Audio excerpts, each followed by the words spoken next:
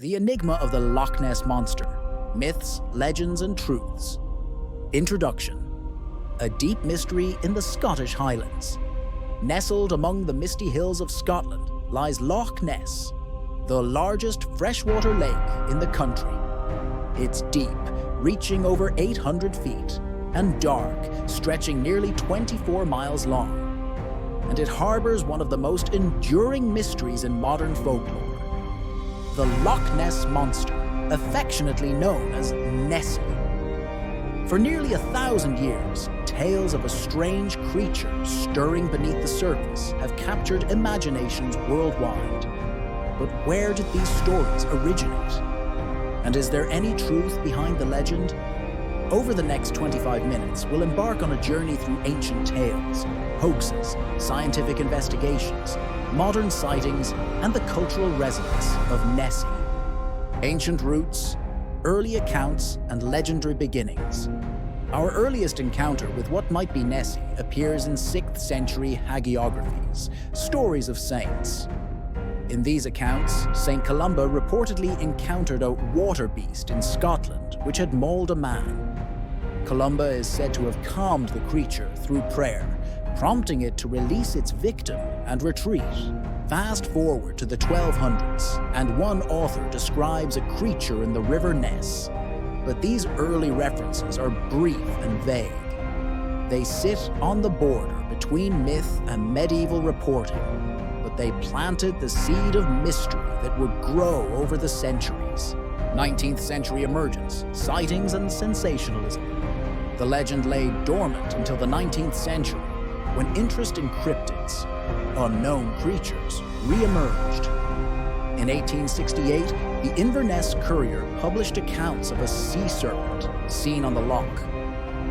That spurred tourists and locals alike to share more reports. Could these have been seals, logs, or sturgeon? It's hard to say.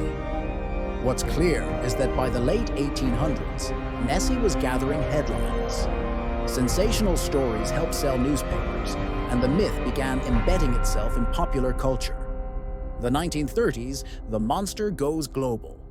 The modern legend truly began in 1933. That year, a couple driving along the loch reported seeing a large creature in the water. The Inverness Courier printed reports of the monster, complete with sketches. Others soon claimed sightings, describing a hump surfacing or a serpent-like form gliding through the water. Photos followed. Some were clearly fake. Many were grainy and ambiguous, but even blurry images stirred imaginations. Suddenly, Nessie had gone global. Tourism boomed. Cafes, hotels, and shops sprang up, all capitalizing on the legend. The loch became a magnet for monster hunters and curiosity seekers. The surge of hoaxes. Inevitably, the hoaxes arrived. In 1934, surgeon Robert Kenneth Wilson captured a photo showing a head and neck emerging from the loch. Clicked surreptitiously to obscure the exact location, the surgeon's photograph became world famous. Decades later, it was revealed to be a clever fake, likely a toy submarine with a false head and neck attached. Another well-known hoax involved logs tied together to create the illusion of a swimming creature. These deceptions intensified the myth.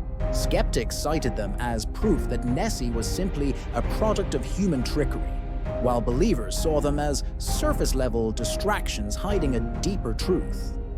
Science joins the chase, expeditions and evidence. As the legend matured, scientists stepped in.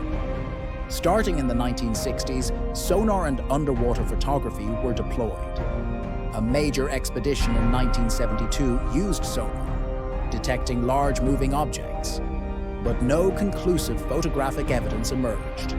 In 1987, the Loch Ness Investigation Bureau began thorough monitoring, again finding sonar anomalies.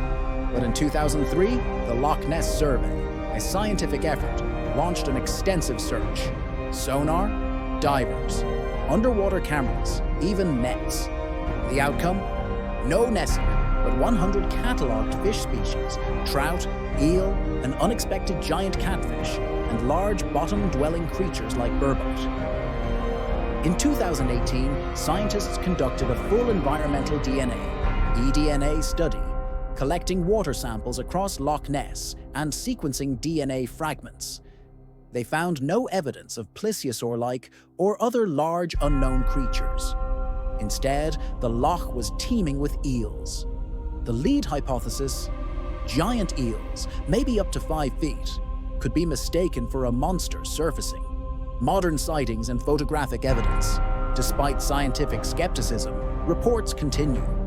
One of the most famous recent encounters occurred in 2016 when a Reddit user shared a video of a hump crossing the water. Observers debated, is it a boat wake, a seal, or something else? In 2021, still photos and video clips circulated showing dark shapes or humps moving underwater. Many were later identified as logs, waves, or known wildlife. But a passionate minority remains convinced. They cite the loch's size, nearly 22 by 1.7 kilometers, depth, 800 plus feet, and murky waters as perfect hiding places. Explaining the legend. Alternative theories. What explains the enduring fascination and reports of Nessie? Eels. Large European eels are common in Loch Ness. Under low light and on windy days, their swimming could be mistaken for a monster. Zeiches and wave patterns. Unique underwater currents create wave patterns, resembling humps. Floating debris, logs, plants, and driftwood often appear to move on the water. Psychological expectation. Once someone expects to see a monster, the brain may interpret a ripple or floating branch as confirmation, a phenomenon known as confirmation bias. Mythic desire. Some argue Nessie lives in our collective psyche, a sea serpent archetype that meets our deep need for awe and mystery. The cultural phenomenon. Beyond the Loch, Nessie transcends cryptozoology. She's become a culture icon, appearing on stamps, coins, children's books, TV shows like Doctor Who, Monster Quest, documentaries, and even influencing fashion and tourist memorabilia. Each year brings festivals, Nessie hunts, boat tours, guided nature walks, and Loch Ness exhibitions. Entire visitor centers are devoted to the creature. She anchors local identity. Nessie isn't merely myth, she supports jobs and spirit. Towns around Loch Ness lean into the legend, blending myth and economy. Skeptic rebuttals, myth versus monster. Major skeptics include Sir Peter Scott, Sir Peter Hastings, Dr. Roy McCall, and more. They argue, no physical body has ever been found. Substantial hoaxes undermine credibility. Many alleged sightings fail to coincide with scientific or photographic evidence. The DNA study 2018 found no unknown animals. Belief, they say, is more powerful than proof. Yet believers counter. Loch Ness is immense, remote, and rarely fully searched.